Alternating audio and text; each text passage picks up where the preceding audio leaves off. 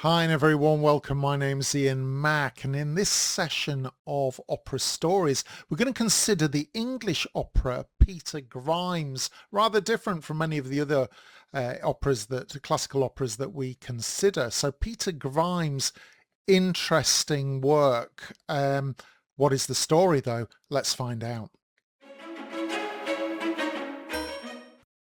Peter Grimes is a three-act opera by Benjamin Britten, and it premiered at the Sadler's Wells Theatre in London in 1945. If you're ever in London and you want to see a fantastic theatre, visit Sadler's Wells.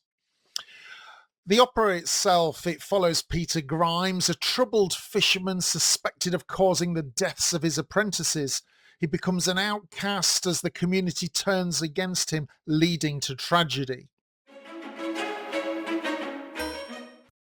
The general story of the opera is as follows. In a small Suffolk fishing village, which is in the east of England, the fisherman Peter Grimes stands accused after his apprentice dies at sea.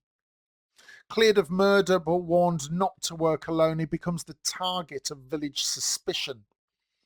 Hoping to redeem himself and win the support of Ellen Orford, a compassionate schoolmistress who believes in him, Grimes takes on another boy to prove that he can succeed. But the villagers, stirred up by gossip from Mrs. Smedley, march to his hut. In the panic, the boy falls to his death. As rumours of another death spread, Grimes spirals into guilt and madness. Urged by the retired sea captain Balstrode to end his suffering, Grimes sails out to sea and sinks his boat as the village calmly resumes daily life. Key characters to consider in this opera.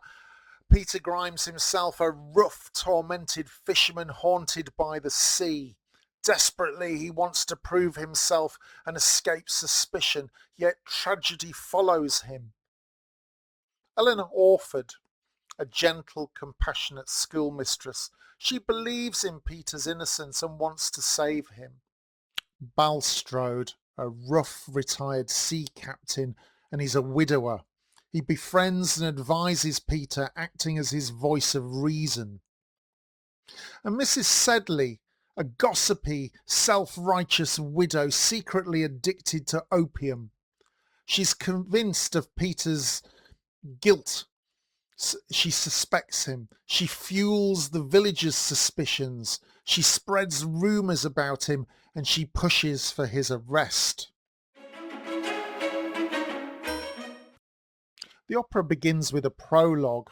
In a courtroom in a small Suffolk fishing village, Peter Grimes is questioned about the mysterious death of his young apprentice at sea. The coroner finds no proof of murder but warns Grimes not to take another boy unless he has help. The villagers already view him with suspicion and mistrust. In Act 1 of the opera, Grimes dreams of gaining wealth and respect so he can marry Eleanor Orford, the schoolmistress who believes in his goodness.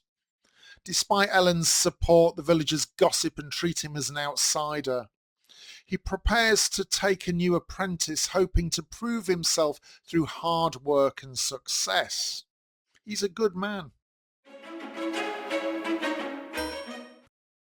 But in Act 2, maybe he's not a good man because Ellen notices signs of mistreatment on the boy and she confronts Grimes.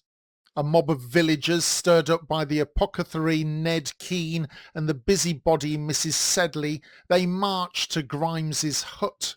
In a panic, Grimes hurries to get the boy out, but the boy accidentally falls to his death from the cliff. In the final act of the opera, the village celebrates at the pub whilst rumours spread that Grimes has vanished with another dead boy. Overcome by guilt and grief, Grimes wanders the beach in a daze, haunted by voices. The villagers search for him. Ellen and the retired Captain Balstrode find him broken and lost.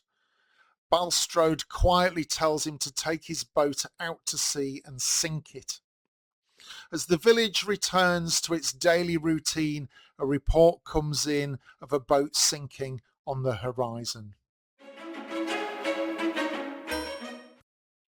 Footnotes for the opera Peter Grimes. Well, it was an immediate success, a critical success at any rate, and is widely regarded as the first great modern British opera.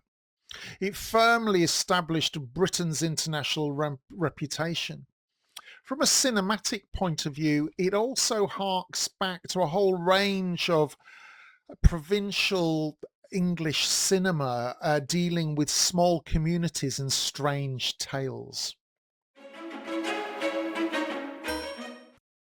Peter Grimes, let us remind ourselves then, the first great modern British opera.